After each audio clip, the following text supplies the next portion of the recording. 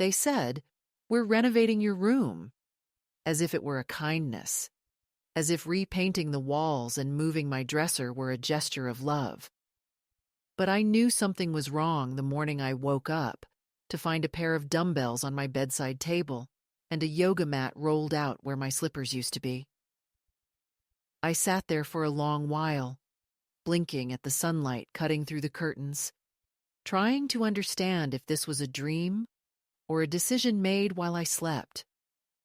My son, Michael, had said it so casually the night before, his voice bright with that patronizing cheerfulness people use when they've already made up their minds. "You'll love it, Mom," he told me. "We're opening up the space. It'll be more functional." More functional than what? A life? A mother's presence? A body that had grown too slow for their rhythm? I didn't ask. I just nodded, because that's what I've done for years. Nodded when he talked about improvements, about adjustments, about how the world keeps moving and how we have to keep up. Only this time, the world he meant was the one without me in it. I'm 81 now. I live alone in a small house that smells faintly of sage and old paper, the kind of smell that tells you someone reads more than she talks. I rent a room from a retired librarian named Rose. She has soft hands and a laugh that sounds like crumpled foil. The room is small, barely big enough for my bed and a desk, but it's mine. I keep my things exactly where I want them. I wake up when I please. Sometimes I even talk out loud just to hear my own voice, to remind myself it still belongs to me. But it wasn't always this way. For nearly 7 years, I lived with Michael and his wife, Cynthia, in their beautiful house with the gleaming kitchen and the silent hallways. I had moved in after my hip surgery when they insisted it would be safer, easier. Safer for whom, I wonder now. Easier for what? Back then, I believed in the word family, like people believe in medicine. It might be bitter, but it's supposed to help. So I packed my books, my knitting basket, the photo albums, and I came. The first few years were fine, or at least survivable. I cooked dinners when Cynthia worked late, folded laundry that no one thanked me for, and stayed quiet when they argued about money or schedules or the endless things young couples argue about when they're busy proving their importance to each other. My presence was tolerated, even convenient, like a decorative plant that didn't need watering. I watched my grandchildren grow from toddlers into teenagers who forgot to look up from their phones when I said good morning. It didn't hurt at first. It's strange how pain enters. It doesn't knock. It drips. A little remark here, a sigh there, the sense that your footsteps echo too loudly in your own home. I noticed that my things began to shrink in number. One photograph removed from the wall because it clashed with the color scheme. My armchair relocated to the garage to make more room for the treadmill. My tea canister hidden behind the protein powders. It wasn't an argument. It was erosion. When they said they were renovating, they spoke in that careful tone people use when discussing an elderly relative's medication. "We just want you to be comfortable, Mom. The carpet in your room is outdated. We'll replace it with hardwood. It's cleaner." Cleaner. The word caught in my throat.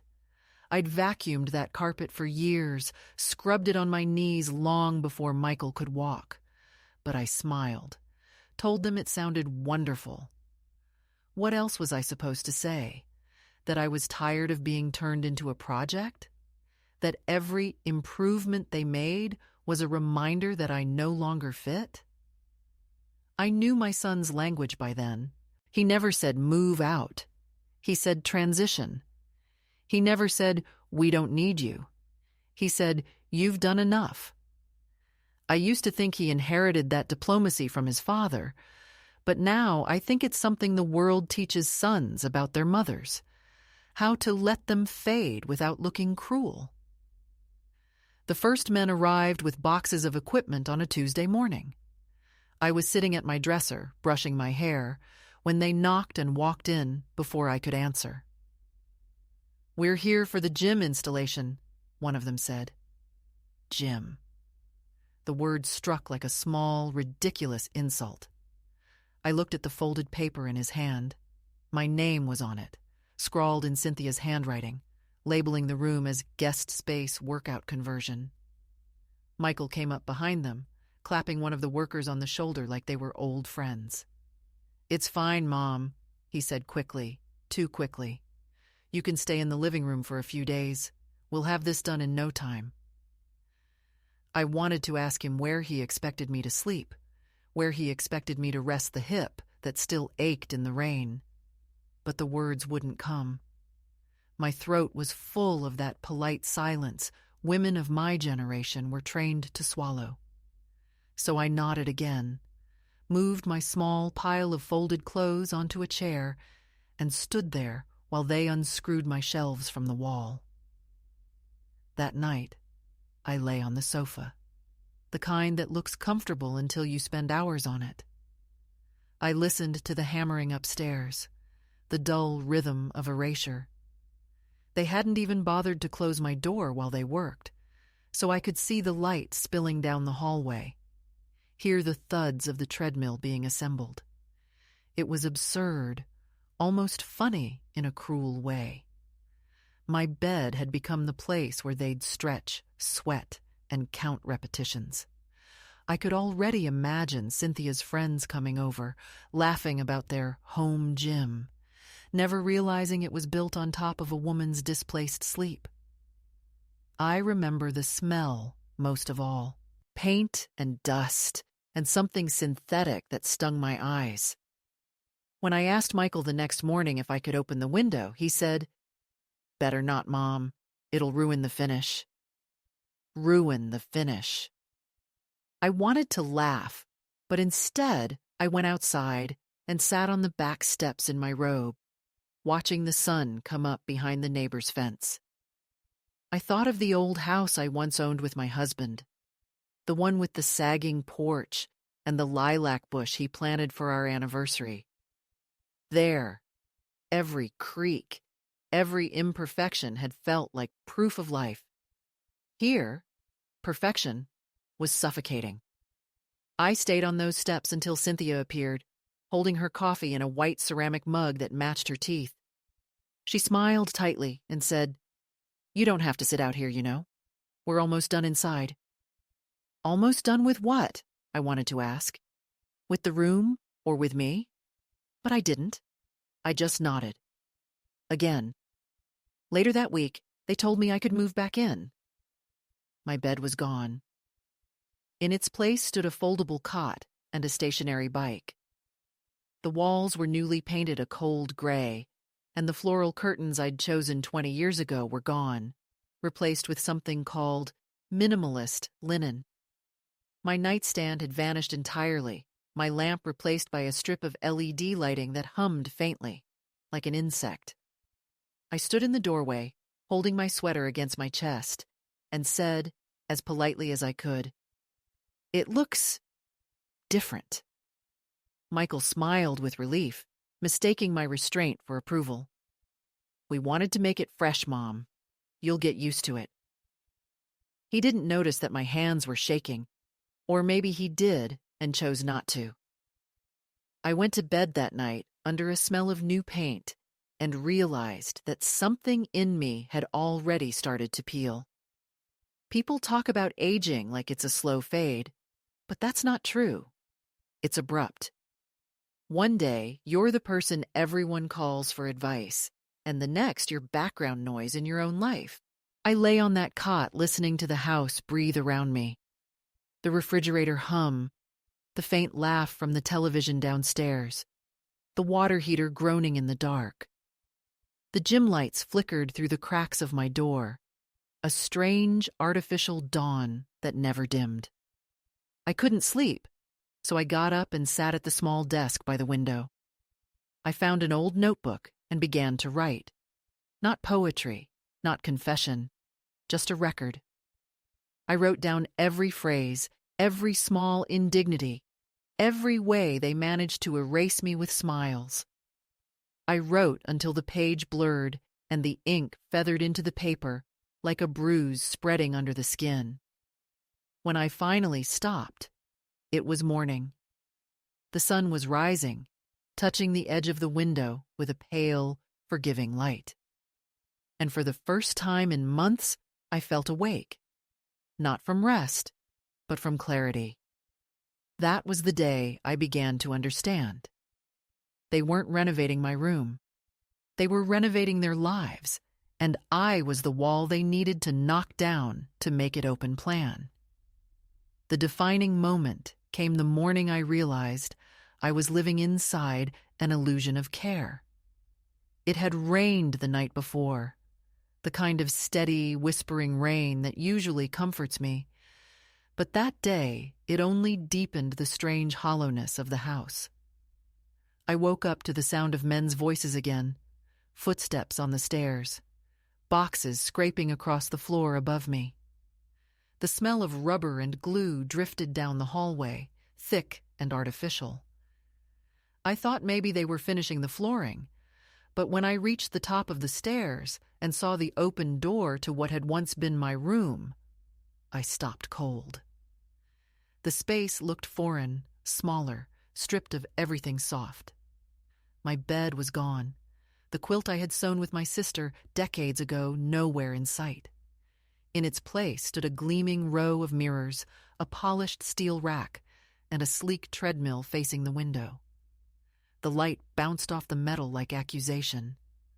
For a moment, I thought I had walked into someone else's house. Then I saw it. The small wooden jewelry box that used to sit on my dresser, now shoved under the weight bench, its lid cracked. My reflection in the mirror looked both ridiculous and ghostly. A woman in her nightgown standing in a room that had forgotten her. I remember calling out his name. Michael? Not shouting, but enough to make my voice tremble in the stillness. He appeared in the doorway, his hair damp from a shower, his shirt unbuttoned, holding a travel mug as if he were on his way out to work. He froze for a second, then smiled. That automatic managerial smile that means he's about to sell you something you already own. "You're up early, Mom," he said, as though I were a guest wandering where I shouldn't. I gestured toward the room, my hand shaking, not from anger yet, but from disbelief. "What is this?" I asked. He took a careful sip before answering, the way people do when they want to control a conversation by slowing it down.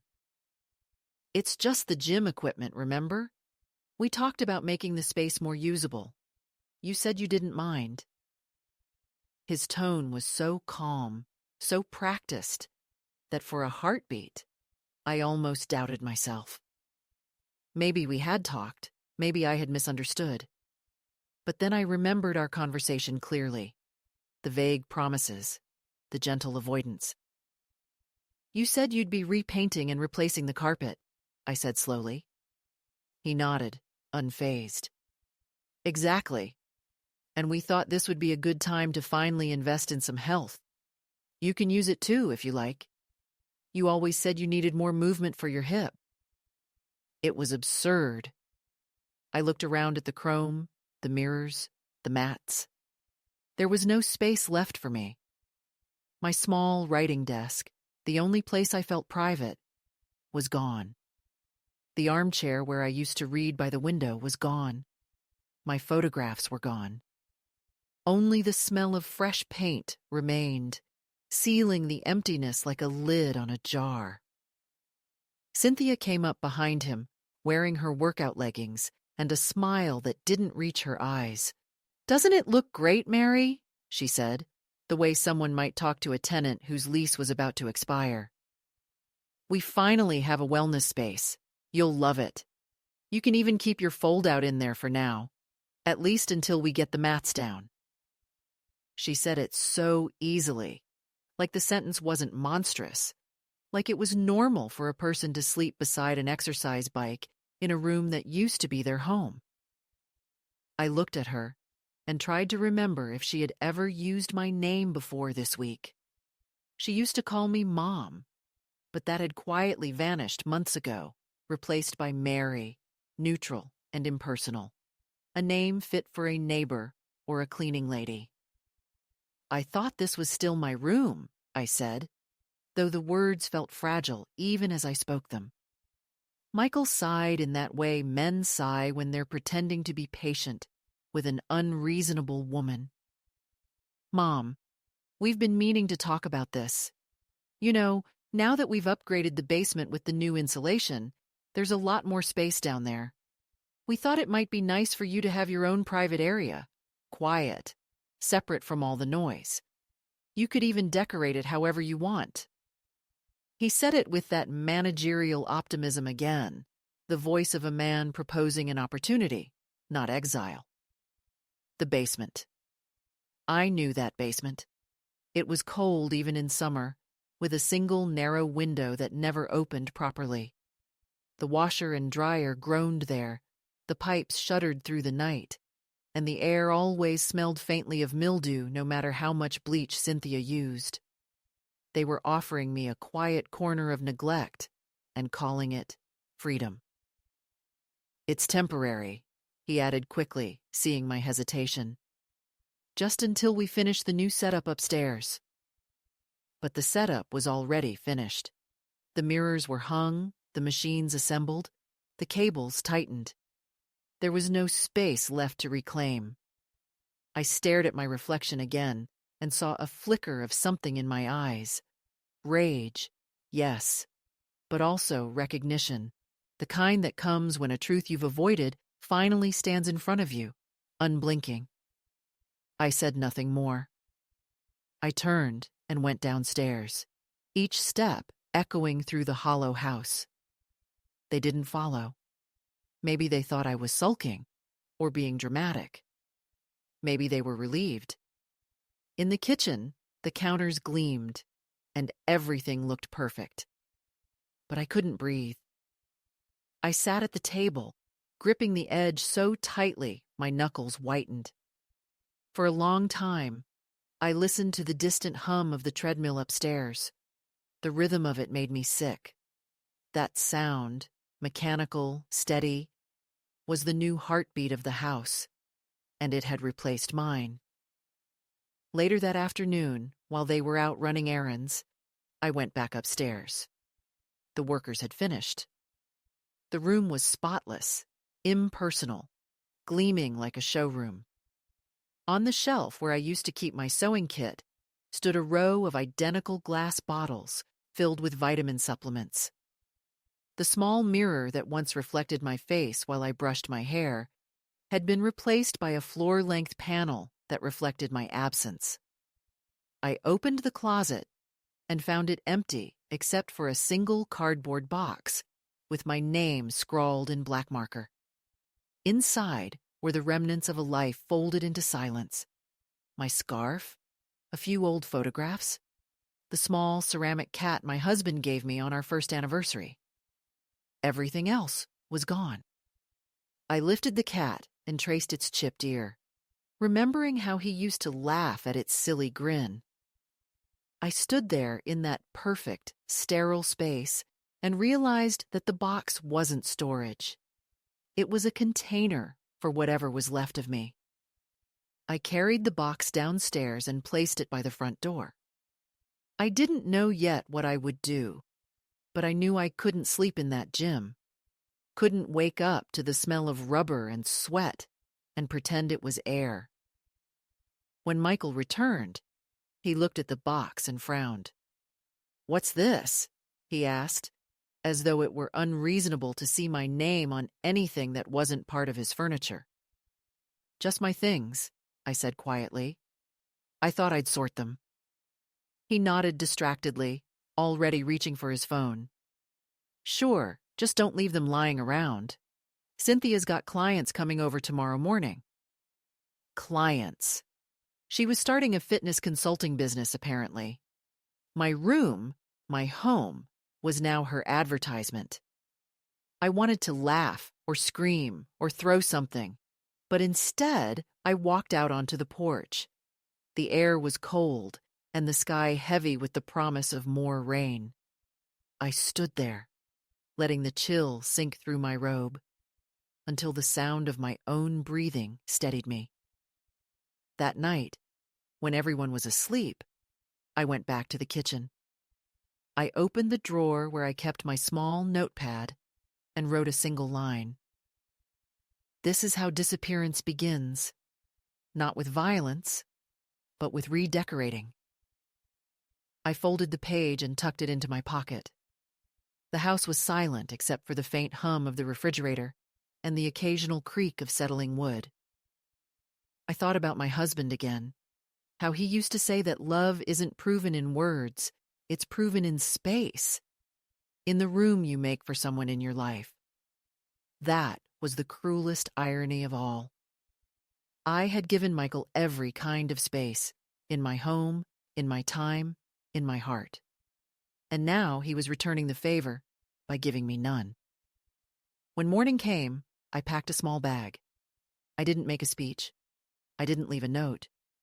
I simply folded my clothes, slipped the photograph of my husband into my coat pocket, and walked out before sunrise. The air smelled faintly of wet grass, and for the first time in years, I didn't feel guilty for breathing it.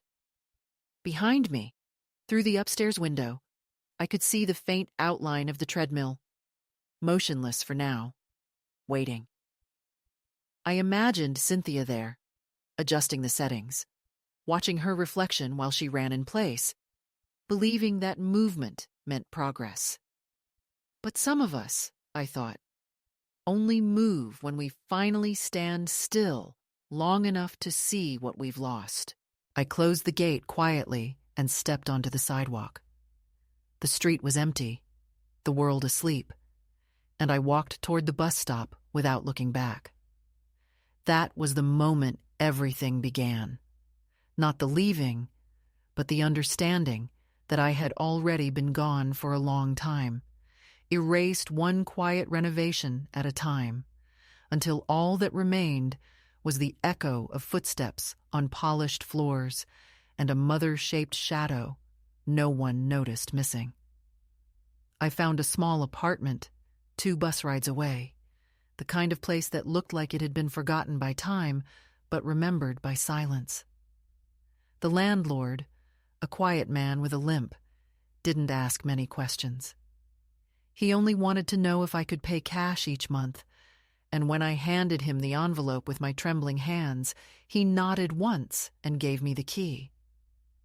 The metal was cold, rough around the edges, like it had been used by too many lives before mine. The room was barely large enough for a bed, a narrow table, and a single armchair that smelled faintly of tobacco.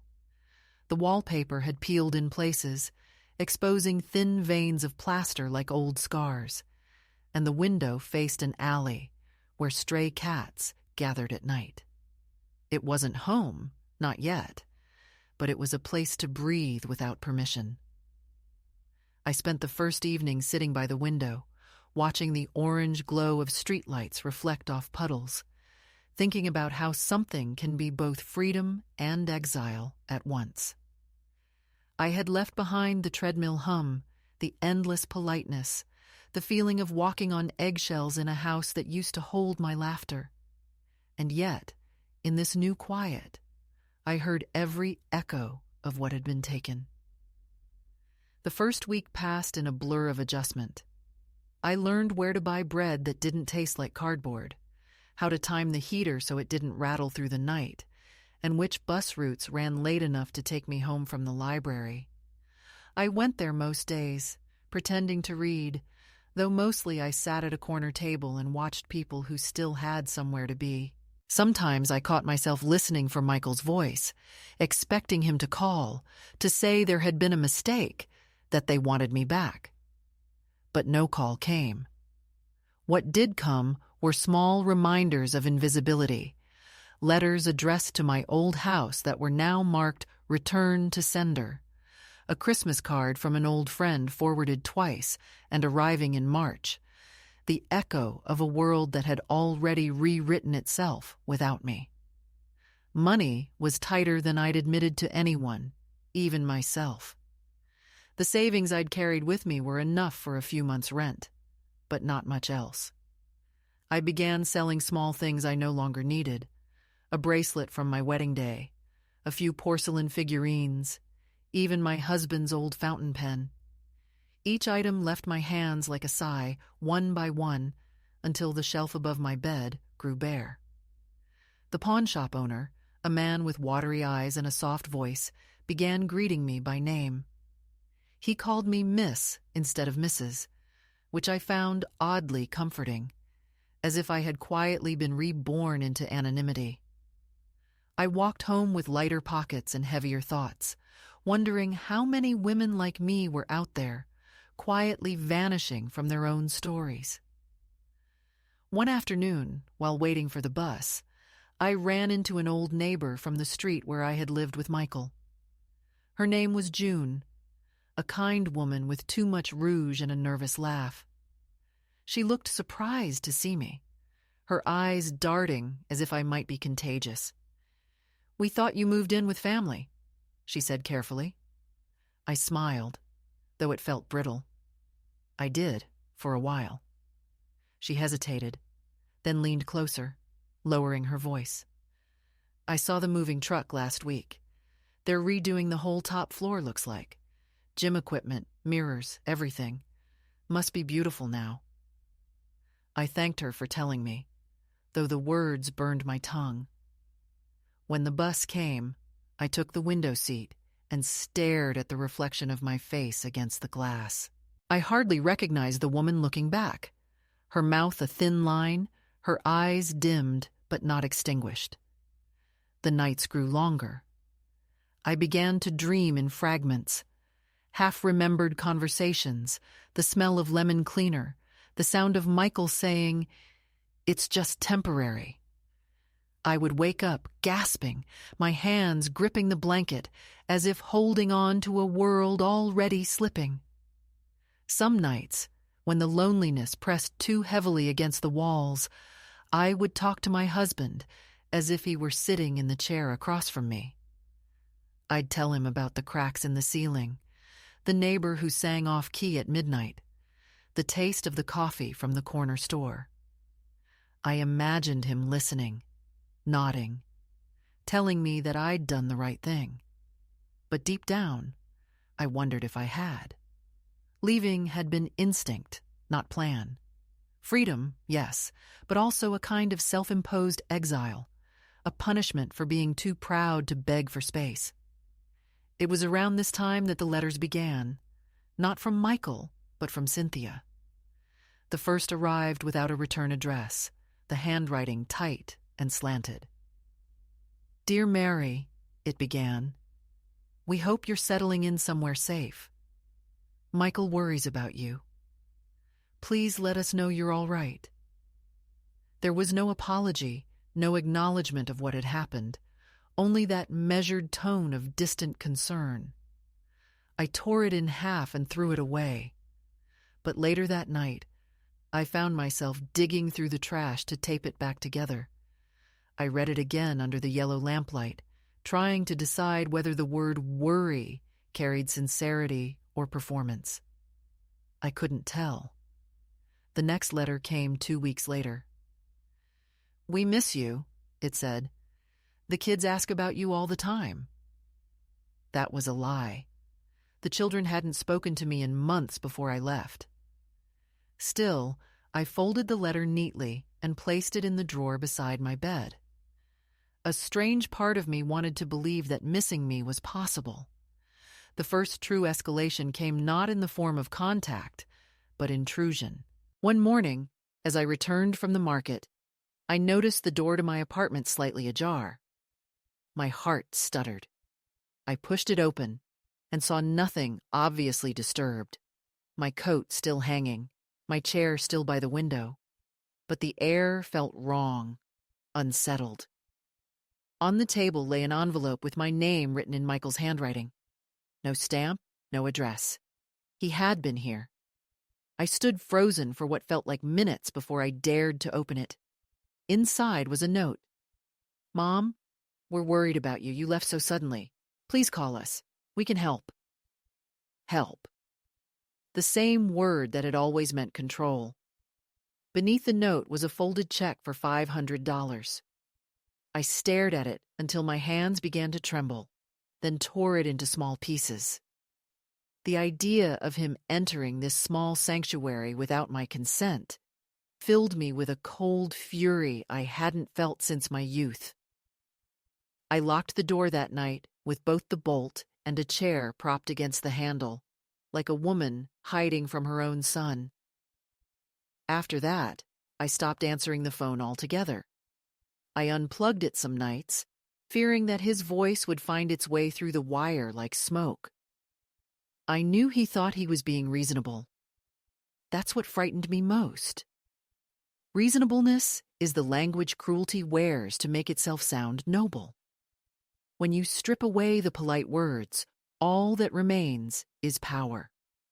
I had spent decades mistaking civility for love, mistaking good manners for respect. Now I saw them for what they were: decoration on top of dismissal.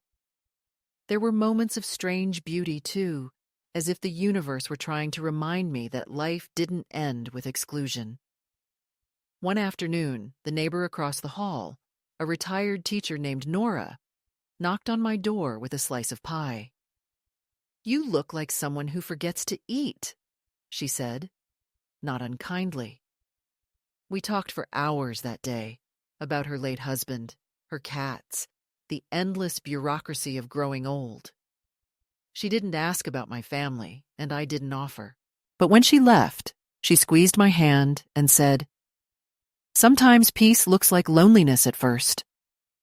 I wrote that line down in my notebook later. It became a kind of mantra. Still, the ache persisted, quieter now, but deeper. I began noticing the small humiliations of aging more sharply. The way clerks spoke too loudly. The way people avoided eye contact when I fumbled with my purse. The world seemed to have rehearsed how to overlook women like me. It was an art form, really. The vanishing of the older woman. You don't disappear all at once. You fade by degrees until even your own reflection hesitates. But something stubborn in me refused to fade. I started walking again every morning, no matter how much my hip protested. I would circle the block twice, breathing in the air that tasted faintly of exhaust and damp leaves, telling myself that movement was proof of existence. It was on one of those walks that I passed a gym, the big, glass-fronted kind, full of mirrors and loud music. Through the window, I saw rows of young bodies running nowhere, sweating under fluorescent light. And there, reflected among them for an instant, I saw my own ghosted face in the glass, the faint outline of a woman who had been replaced by machines. I stood there for a long moment, my hands gripping the strap of my bag, until a trainer inside glanced at me with polite confusion. I turned away before he could approach. The irony of it struck me later. I had been removed to make room for health, for vitality, for the illusion of endless energy, and yet I was the only one truly moving toward something real, toward truth, toward self-possession, however small. That night, I wrote in my notebook again. They wanted a gym. They built a shrine to forgetting. I wanted peace. I built a room for remembering. The words steadied me. They didn't erase the hurt, but they gave it shape. Pain with shape can be held. It can be survived. And that was how the first escalation settled into my days. Not through confrontation or shouting, but through the quiet realization that I had crossed a line I couldn't return from. I was no longer their mother in the practical sense, no longer the woman who cooked and folded and waited to be thanked. I was something else now, unclaimed, unanchored, but finally awake to the truth that family, once broken by convenience, doesn't rebuild with apologies. It calcifies. And once it hardens, all you can do is choose which side of the wall you stand on. It was in early spring, when the frost finally lifted from the sidewalks and the city began to smell faintly of wet stone and thawed earth, that something inside me started to loosen. I had been living in the small apartment for almost 4 months by then, long enough for the rhythm of solitude to become both habit and refuge. The mornings came slow but predictable. The creak of the radiator, the kettle's sigh, the faint murmur of traffic below. I would sit by the window with my notebook, writing fragments, memories, questions, small truths that no one had ever asked me to say out loud. At first, it was a way to fill the silence, but gradually it became something else, a ritual of self-preservation. I no longer wrote about what they had done to me, not exactly. I wrote about what I had let happen, about all the ways I had mistaken endurance for virtue. There was a strange relief in admitting that my silence had been a kind of complicity. I used to believe that patience was proof of love. But what if it was only the shape that fear took when it didn't know its own name? It was around this time that Nora, my neighbor across the hall, convinced me to come with her to the community center on Thursdays. "They have writing workshops," she said. "You like words. It might be good to be around people again." I wanted to refuse, to retreat into the safety of invisibility, but something in her voice, gentle, without pity, made me say yes. The first time I walked into that bright, echoing room, I felt exposed, as though everyone could see the outline of what I'd lost. There were a dozen of us, mostly women, mostly older, each carrying a kind of quiet fatigue. The instructor was a young man with ink-stained fingers and the awkward enthusiasm of someone who still believed art could fix people. He asked us to write a memory that wouldn't leave us alone. My hand trembled at first, but then the words began to flow, faster than I expected. I wrote about the day I left Michael's house, about the treadmill light glowing through the crack of the door, about how silence can sound like permission when repeated long enough. When I finished, I realized I had filled 3 pages without lifting my pen. The instructor asked if anyone wanted to read aloud. No one did, but when he looked at me, I nodded. My voice was unsteady at first, like an old machine being restarted, but it grew stronger with each sentence. When I finished, the room was very still. Then Nora clapped, softly at first, and the others followed. It wasn't applause for performance. It was acknowledgement, the kind that says, "I see you." For the first time in years, I felt seen not as a burden or a relic, but as a person with a story that mattered. After that, Thursdays became my lifeline. I began to look forward to them the way children look forward to holidays. The writing itself was simple: memory prompts, short reflections. But what mattered was the act of speaking, of claiming a small piece of the world through language. I started carrying my notebook everywhere, scribbling observations on the bus, in the market, even at the laundromat. The words came more easily now, no longer heavy with grief, but edged with clarity. I wrote about the shape of kindness, about how it often arrives disguised as disinterest, about how control hides inside good intentions. I wrote about my husband, about the warmth of his laugh, and the steady way he used to hold my wrist when he wanted me to stay calm. And one morning, without meaning to, I wrote about Michael again, not as the son who betrayed me, but as the boy who used to bring me wildflowers and tape them to the refrigerator door. Seeing both versions of him on the same page broke something open in me. I realized that holding on to rage was another way of keeping the past alive, and I didn't want to live there anymore. The first real shift came a few weeks later, on a day that started like any other. I had gone to the market early, the air still damp from last night's rain, and as I walked past a storefront, I caught my reflection in the glass. For a heartbeat, I didn't recognize myself. The gray hair pulled neatly back, the coat buttoned to the throat, the calm steadiness in my posture. I looked older, yes, but also more solid, less blurred around the edges. It occurred to me that this was what dignity looked like when no one was watching. I bought a loaf of bread, some fruit, and a small bundle of daffodils from a street vendor. When I placed them in a jar back home, the room felt lighter.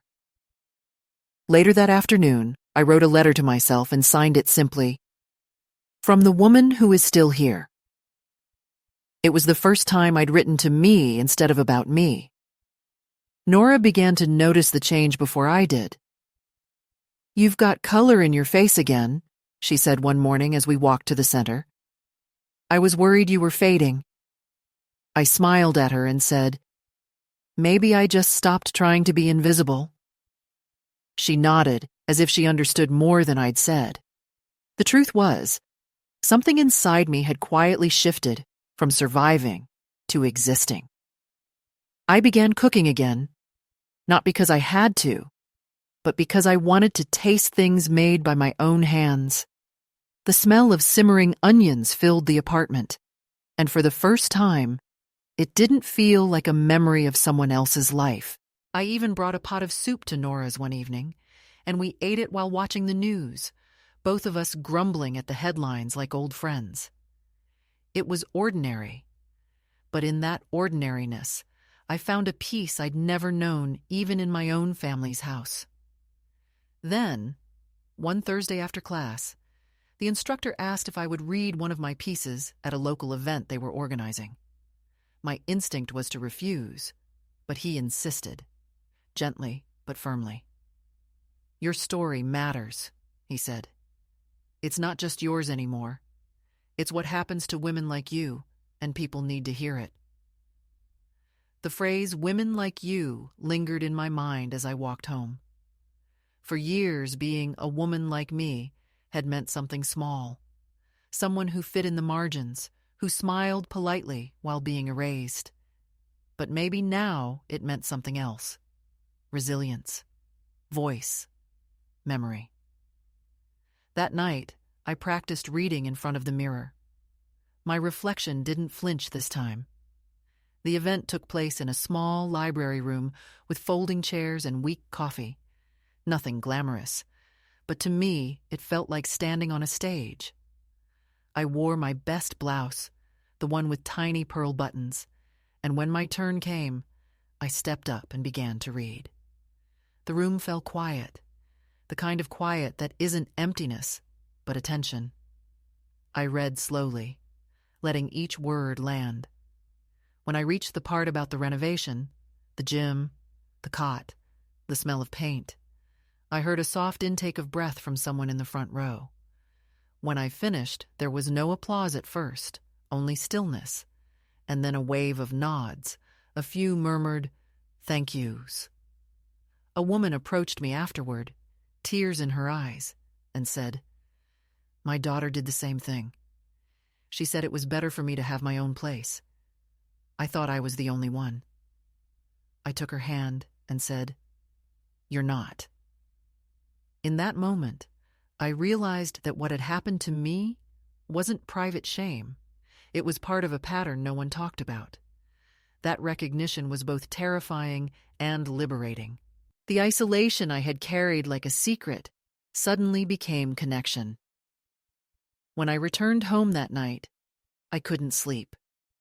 The city hummed outside, and I sat by the window, looking at the faint reflection of my face in the glass.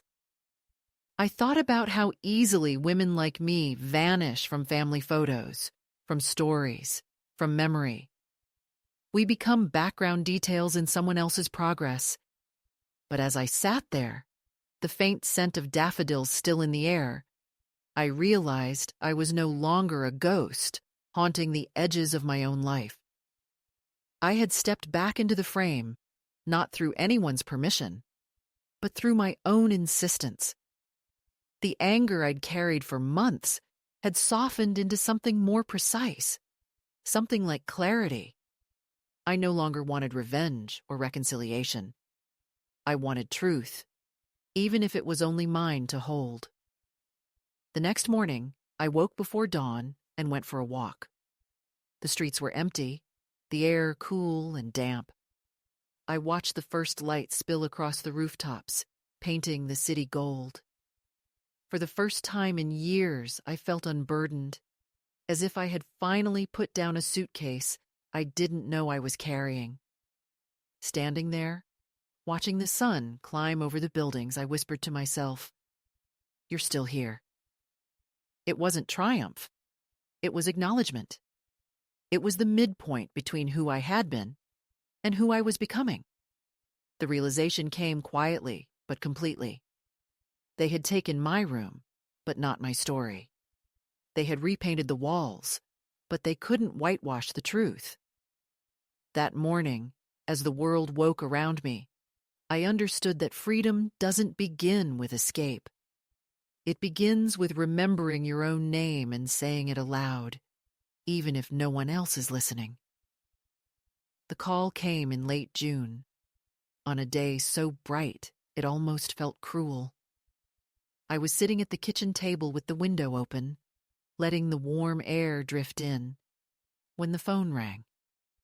The number was familiar enough to make my stomach twist, the kind of recognition that doesn't need logic. Your body just knows. For a moment, I thought about letting it ring out, but then, without thinking, I lifted the receiver. "Mom?" The word came through static, uncertain, as if it had forgotten how to find its way to me. Michael's voice. Softer than I remembered, but still carrying that careful restraint, that practiced tone of a man who prefers control over closeness. I didn't answer right away. I watched a fly trace circles above the table, and the silence stretched until it began to sound like power. Finally, I said, "You shouldn't have this number." He sighed, the way people sigh before launching into a speech. "I just wanted to make sure you're okay. Cynthia and I have been worried. The kids keep asking about you." The lie came so smoothly, it almost sounded kind. I closed my eyes. "I'm fine," I said flatly. "Please don't call again." But of course he didn't stop. He began talking faster, the way he always did when he felt the situation slipping out of his hands. "Listen, Mom. Things got complicated after you left. Cynthia's parents were visiting and we didn't know how to explain. Everyone thought you'd gone to stay with friends. Then the paper got involved."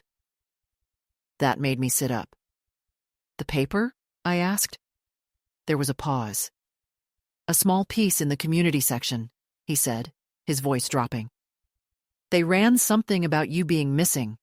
It wasn't our idea. Lisa from next door must have called it in. You know how people gossip." My name, I realized, had become a headline. My absence, a topic of conversation.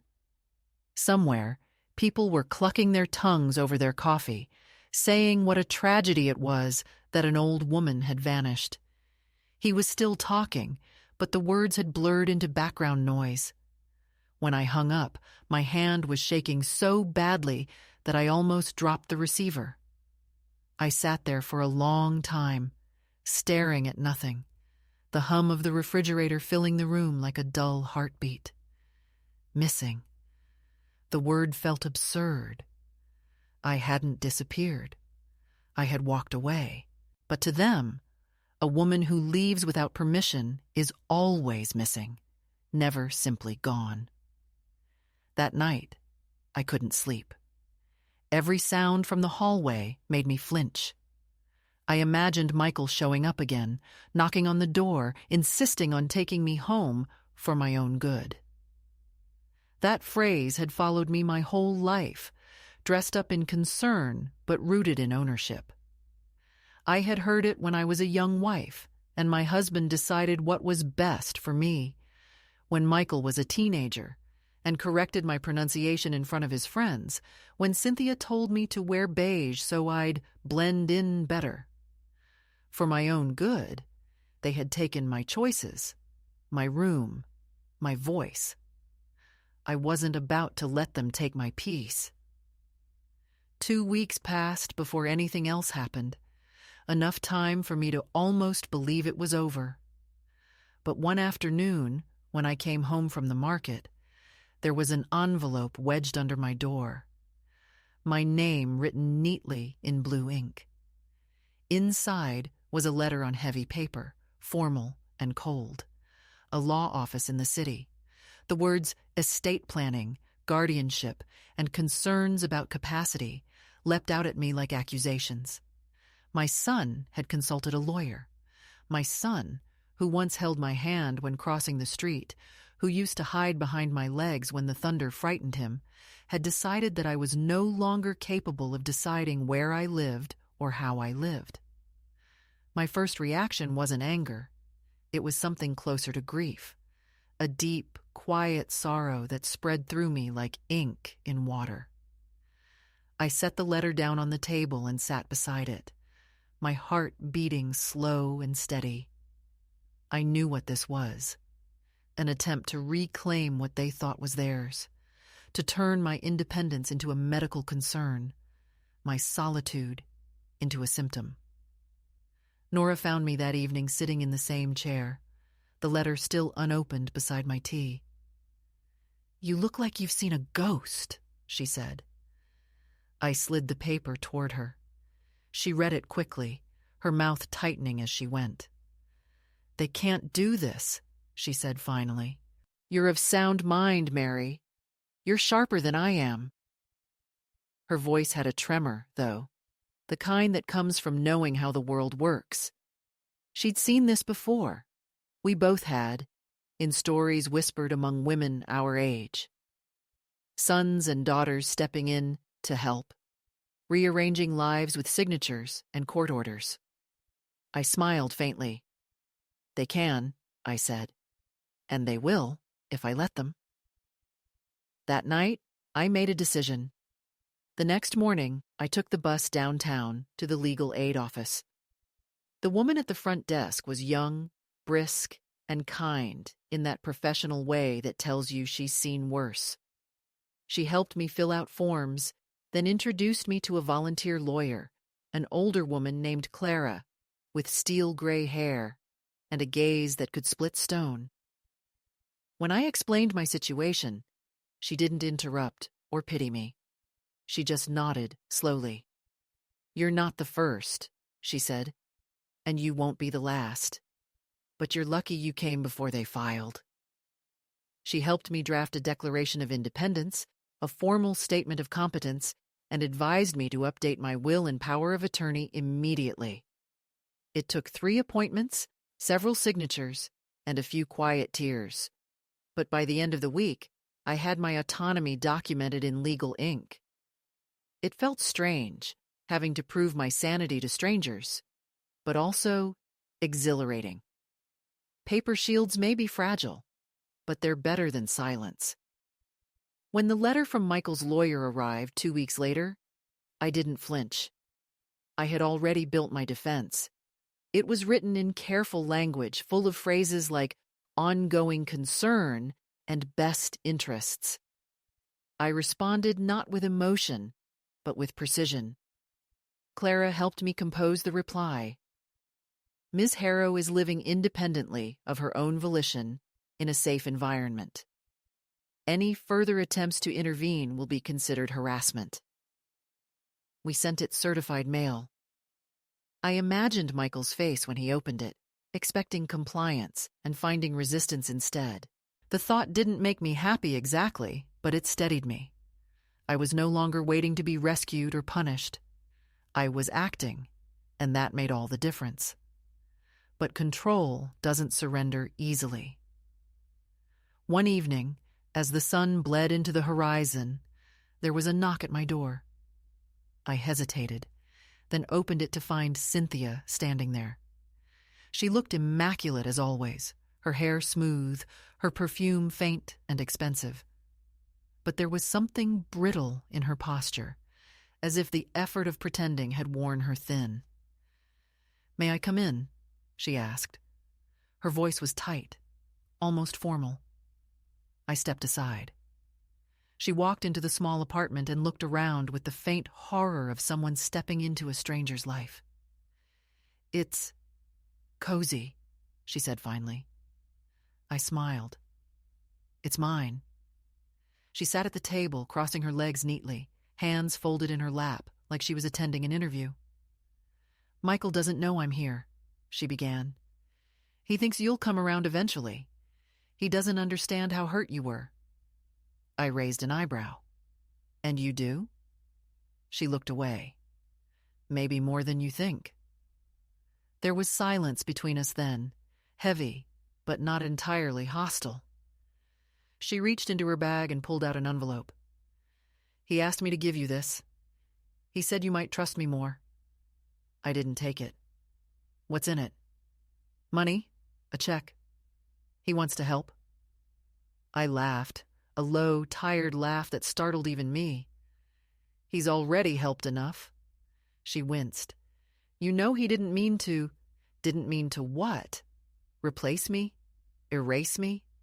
Turn my room into a business venture?"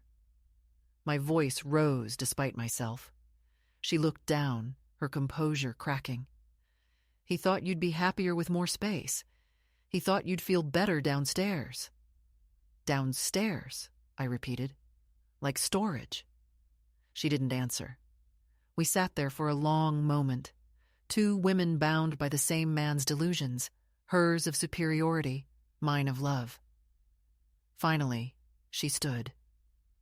"I shouldn't have come," she said. "No," I said quietly, "but I'm glad you did. It's good to see who people become when the audience leaves." She didn't meet my eyes as she left. That night, I burned the letter she had brought in the sink. The flame caught quickly, curling the edges into black lace. I watched until it turned to ash. There was a strange satisfaction in that small destruction, not revenge exactly, but closure. The smoke rose, soft and gray, and I whispered to myself, "Let this be the last time they enter uninvited." Over the next month, I received 2 more letters from the lawyer and one from Michael himself. The last one I didn't open. I knew the rhythm of his persuasion too well. First concern, then guilt, then frustration disguised as love.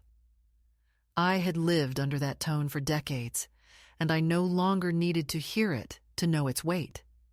Instead, I spent my days building new habits, watering the small plants on the windowsill, walking to the library, sharing tea with Nora. There was a gentleness in that routine, a steady rhythm that belonged entirely to me. Yet beneath it, a quiet tension lingered, a sense that the past hadn't finished with me yet. The proof came one afternoon in the most ordinary way. I was at the grocery store comparing prices of apples when I heard someone call my name. "Mary?" I turned, and there was my grandson, Ethan, taller now, his face half familiar, half strange. He looked startled, almost guilty. "Grandma?" he said, stepping closer. "Dad's been looking everywhere for you." I froze. "You found me by accident?" "Sort of," he said, scratching the back of his neck. "He saw something on social media, a photo from the writing group. I recognized you." My stomach sank. So that was how they'd tracked me. My voice stayed calm, but my heart was pounding. "And what did he say when you told him?" Ethan hesitated. "He said he just wants to talk, to explain." I smiled sadly. Tell him I heard enough explanations to last a lifetime." The boy looked conflicted. "He misses you, Grandma. He really does." I placed a hand on his arm. "Do you?" He met my eyes, and in that instant, I saw the kindness that hadn't been trained out of him yet. "I do," he said softly. "Then that's enough. You don't need to carry his guilt." I left before he could reply. That night, I wrote in my notebook again, not about anger this time, but about inheritance. Not the kind that comes in wills, but the invisible kind. Patterns, silences, the way we learn to disappear to keep others comfortable. I had passed some of that on to Michael, I knew. My quietness, my habit of smoothing over discomfort. It had calcified in him into something harder, something unyielding. Understanding that didn't excuse him, but it made the world less black and white. I realized then that the second escalation wasn't about confrontation or letters. It was about facing the truth that even cruelty has roots, and some of those roots start with love that was never taught how to speak. When August came, the air heavy with dust and heat, I decided to change my number. The woman at the phone company asked if I wanted to forward calls. "No," I said. "Let them ring into silence." That night, when the phone stayed still and quiet, I felt a lightness I hadn't known since before the renovation. I made a pot of tea, opened the window, and let the city breathe around me. The world outside was still imperfect, still lonely, but it was mine again. I thought of the treadmill upstairs in that other house, running endlessly toward nowhere, and I smiled. I had stepped off it finally, and the ground beneath me was real. It happened quietly, without ceremony or warning, like the moment when a long-held breath finally releases. It was September, one of those late afternoons when the light is softer, the kind that makes even cracked walls look forgiving. I had gone to the post office to send a small parcel to the writing group.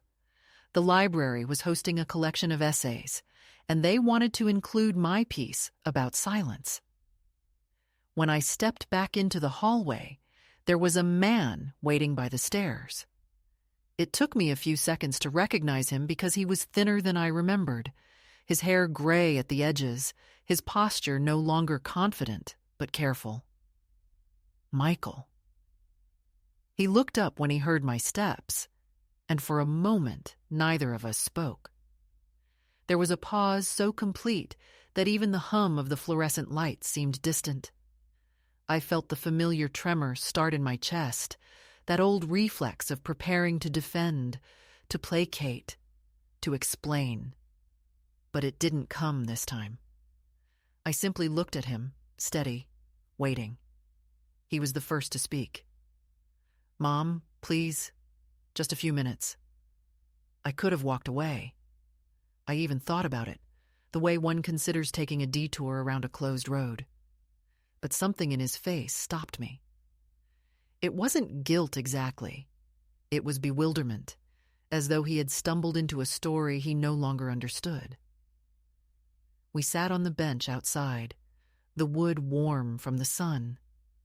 He started talking immediately, his words tumbling out in rehearsed fragments. "I didn't mean for things to get like this. Cynthia says I handled it wrong. Maybe I did. The whole renovation thing, it wasn't about replacing you. I just thought—" He trailed off, searching for language to cover a wound too deep for logic. I watched him, noticing how he couldn't meet my eyes for more than a second at a time. "You thought what?" I asked softly. He exhaled, rubbing his hands together. "That you'd be happier with less to worry about. That it would be easier for everyone. You were always cleaning, fixing things, taking care of us. I thought maybe you deserved to rest." His words might have sounded noble to anyone else, but I heard what lived beneath them. The need for convenience, the fear of my aging, the discomfort of having a mirror in his house that reflected time. I said nothing for a moment. Then I asked, "When did rest become a synonym for removal?" He flinched as though I'd struck him. It wasn't like that. But we both knew it was exactly like that. The silence stretched again, heavy but honest this time. I watched a leaf drift down from the tree beside us and land on the pavement between our feet. I thought about all the years I had given him the benefit of doubt, all the times I had forgiven without being asked. I wasn't angry anymore, not in the way I had been. The fury had burned out months ago, leaving only clarity behind. I realized that forgiveness, the way most people used it, was another form of control, an expectation that the hurt should fold itself neatly away so everyone could move on. What I wanted wasn't forgiveness, it was closure. He started to speak again, but I stopped him with a small gesture. "I don't need an apology, Michael," I said quietly, "and I'm not coming back. You have your house, your family, your life. Keep it. What you don't have is me, not because you lost me, but because you gave me away." He opened his mouth, then closed it again. I could see the protest forming, the plea to rewrite the past with kinder words. I didn't let him. "You turned my room into a gym while I was still living in it. You told strangers I was missing. You tried to make me legally invisible. You called it love, but it was fear. You didn't want to see what time had done to me because it reminded you of what time will do to you." The words came out calm, measured, but they landed like stones. He didn't argue. He just stared at his hands. After a long while, he said, "I don't know how to fix this." I almost felt sorry for him then, for that small boy inside the man who still believed everything broken could be repaired if you just used the right tools. "You can't fix what you don't see," I said. "And you've never really seen me. Not since you stopped needing what I could give." He looked up at me then, and I saw tears in his eyes. "I thought I was helping," he whispered. "I know," I said. "That's the saddest part." We sat there until the sun began to sink. The world around us carried on, cars passing, children laughing somewhere in the distance, the faint smell of bread from the bakery nearby. Ordinary life, unbothered by our reckoning. When he finally stood, he looked older, his shoulders bent as if under a weight that couldn't be put down. "If you ever need anything," he said.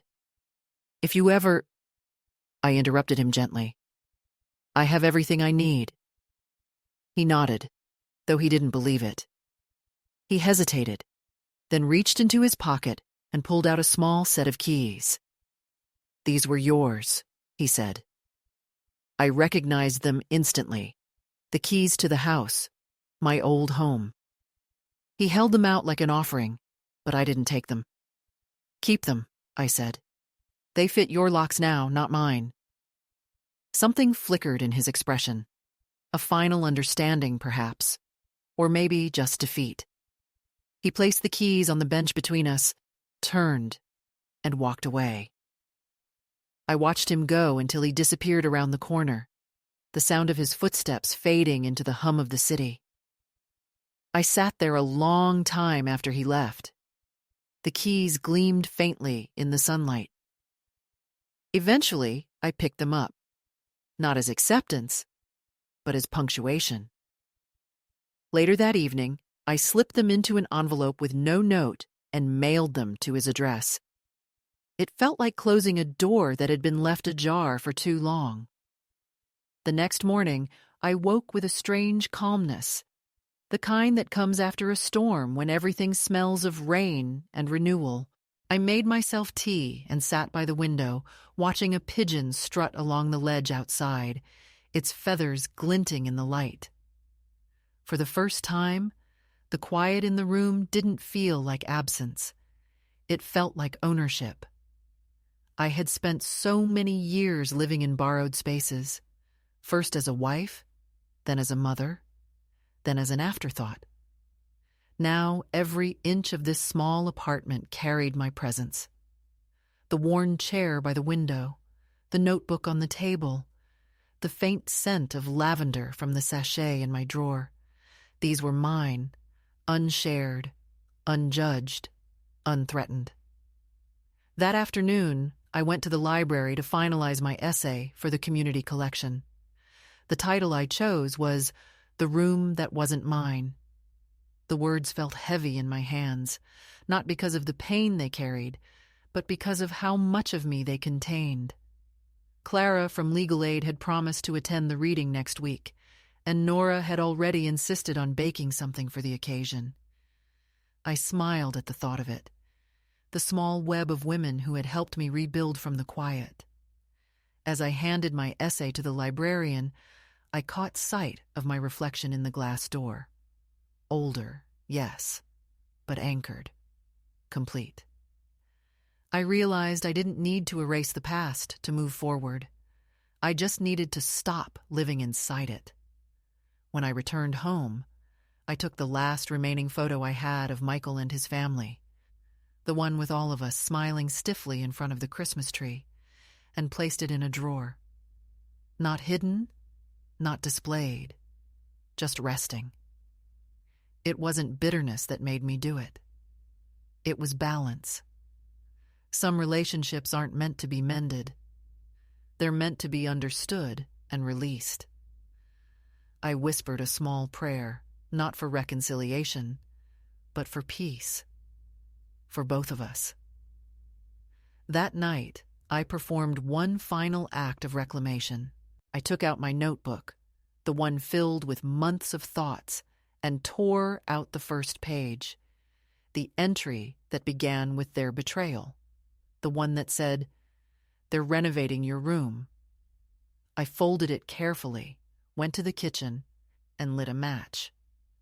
The paper burned fast, the flame bright and quiet. I watched the ashes curl and settle into the sink, then rinsed them away. I didn't need that line anymore. My story had moved beyond it. The renovation was complete, not of walls, but of self. I had rebuilt from the ground up using solitude as lumber and truth as nails. Before going to bed, I opened the window.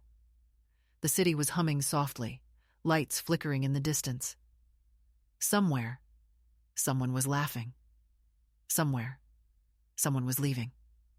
Life went on, indifferently, beautifully. I stood there for a long while, letting the air touch my face. For years, I had believed that dignity was something others could give or take, something fragile and conditional. Now I knew it was quieter than that, sturdier. Dignity, I realized, is simply choosing your own silence and your own sound. I turned off the light and lay down, not as someone waiting for the past to end, but as someone who had already stepped into the next chapter. The world outside kept moving, and for once, I didn't feel left behind. I was part of its motion, steady, unhurried, free. Winter arrived quietly that year, the kind that doesn't announce itself with snowstorms or drama, but simply creeps in one morning when you realize the air has thickened and the light has thinned. The days shortened almost imperceptibly until the evenings folded in on themselves and the city seemed to hum at a slower frequency. I had grown used to the stillness by then. My body followed its own rhythm. Tea at dawn, a short walk by the river, a few pages of reading before sleep. There was comfort in repetition, a kind of peace that didn't depend on anyone's permission. The apartment had begun to smell like me, a mixture of paper, cinnamon, and wool. I had hung a small, framed photo of the sea above my bed, the one place I had always promised myself I would visit again. Sometimes, in the late hours, I imagined the sound of waves folding over sand and thought of it as a promise not yet broken, but merely postponed. It had been months since I last saw Michael, and in that time his face had receded in my mind. Not forgotten, but softened, like an old photograph losing its contrast. I didn't wish him harm. I didn't wish him anything, really. Indifference, I had learned, was not cruelty. It was the final form of healing. One afternoon, as I sorted through a drawer, I found an old envelope with his handwriting on it, one of the letters I had once been too angry to open. Out of curiosity, I unfolded it. The ink had faded slightly, the paper crinkled at the edges. It wasn't a confession or an apology, just a list of ordinary updates. The children's schools, Cynthia's new job, a line about how he'd seen a bird building a nest in the gutter outside my old window. It was almost nothing, yet as I read it, a strange calm settled over me. It occurred to me that people rarely mean to hurt in grand, deliberate ways. They do it in small acts of negligence, the same way dust gathers when no one pays attention. That realization didn't make what happened right, but it made it comprehensible. Understanding was gentler than forgiveness and far more honest. I had begun teaching a small writing class at the community center by then, taking over when the young instructor moved away. It wasn't formal, just a few women, mostly my age, sitting in a circle with notebooks and mugs of weak coffee, reading each other fragments of their lives. Some wrote about husbands who had died, others about children who had left, a few about the ache of time pressing on their bodies. Each story carried the same undertone of survival, disguised as domesticity. I never told them mine in full, but pieces of it slipped through, like threads visible in the weave. They didn't need the whole confession to recognize themselves in it. We began to laugh together more often than we cried, and that, I think, was progress. Healing isn't always solemn. Sometimes it sounds like women laughing at the same old cruelty until it loses its edge. On New Year's Day, Nora came over with a pie she had burned on one side and said, "To imperfection," raising her glass of cider toward me. We ate it anyway, the charred crust cracking under our forks, and talked about everything except the past.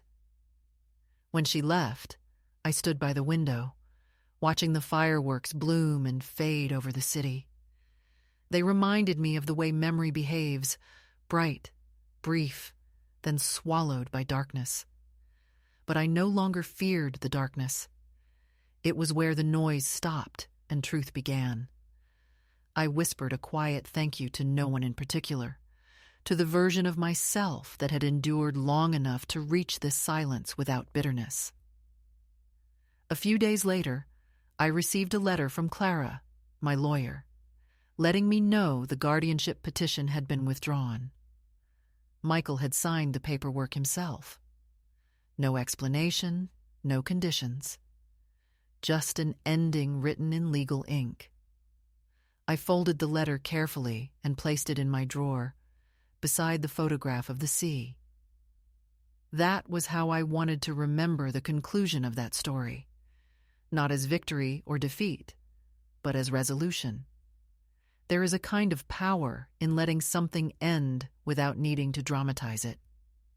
Sometimes, when I walk along the river in the mornings, I pass people my son's age hurrying to work, phones pressed to their ears, their faces lit by urgency. I watch them and think of how small the distance is between intention and harm, how easy it is to love someone incorrectly and call it responsibility. I hope Michael is well. I hope Cynthia finds peace in the perfect rooms she builds. I even hope the gym is still there, that they use it, that it gives them the illusion of strength they once thought they could purchase. Every life needs its illusions. Mine just happens to be simpler now. I've learned that contentment isn't a grand emotion. It's the ability to sit in your own company and not long for an audience. Last week, one of my students, a shy woman with a trembling voice, read a piece she had written about her daughter refusing to visit. When she finished, she looked at me and asked, "Does it ever stop hurting?" I thought about my answer for a long moment. Then I said, "Not completely, but it changes shape. One day, it stops being a wound and becomes a place you can touch without flinching." She nodded, tears on her cheeks, and I realized I was speaking as much to myself as to her. Pain doesn't vanish. It evolves into knowledge, and knowledge, if you tend it carefully, can become a form of peace. Now, as I write this, the sky outside is turning the color of early dusk, that blue-gray hue that belongs only to winter evenings. I've lit a candle on the table, and its flame sways gently in the draft from the window. The apartment is small, but it feels expansive, like a heart that has learned not to shrink around its scars. I sometimes imagine other women reading these words years from now, women sitting in kitchens or care homes or quiet rooms, feeling the same invisible ache I once carried. To them, I would say this: you can leave without disappearing. You can grow old without surrendering, and you can reclaim your name even after they've tried to turn it into a whisper. The world may try to repurpose you, to fold you away like unused linen, but dignity doesn't live in the eyes of others. It lives in the way you hold your own gaze in the mirror and still recognize the person staring back. Outside, I can hear the faint hum of traffic, the muffled laughter of strangers passing by, the soft rhythm of life continuing. I close my notebook and breathe in the quiet. Once, they took my room and called it renovation. Now I have built a world from the remnants, one that no one can convert or repaint. It fits me perfectly. No treadmill, no mirrors, no apologies. Just space, honest and earned. And as I sit here, wrapped in the warmth of my own making, I understand something simple and final. I am not missing. I am found entirely within the walls of a life that is mine alone,